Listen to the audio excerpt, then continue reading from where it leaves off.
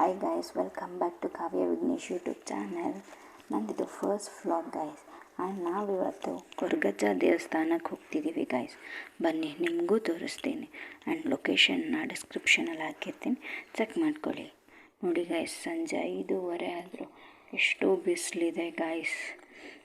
ಕೊರಗಜ್ಜ ದೇವಸ್ಥಾನ ಬಂದು ring road ಹತ್ರ ಇರುವ ಸಾರಾ ಕನ್ವೆನ್ಷನ್ ಹಾಲಿಂದ 10 ಮಿನಿಟ್ಸ್ ಅಷ್ಟೇ.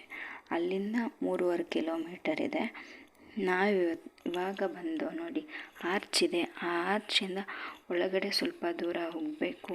ಅಲ್ಲಿ ನಿಮಗೆ ಫಸ್ಟ್ ಶ್ರೀ ದೈವಗುಳಿಗ ದೇವಸ್ಥಾನ ಇದೆ ಆ್ಯಂಡ್ ಅದಾದಮೇಲೆ ಸ್ವಾಮಿ ಕೊರಗಜ್ಜ ದೇವಸ್ಥಾನ ಇರೋದು.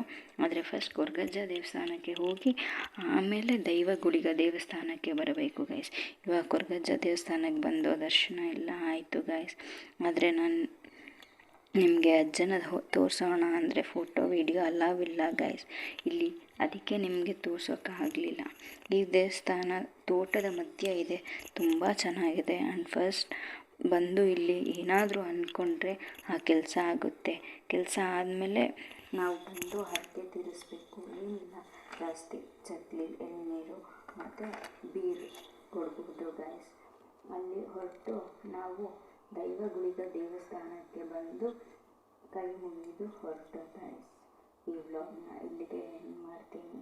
ಈ ವಿಡಿಯೋ ನಿಮಗೆ ಇಷ್ಟ ಆಗಿದ್ದರೆ like, share, comment, subscribe to Kavya Vignesh YouTube channel.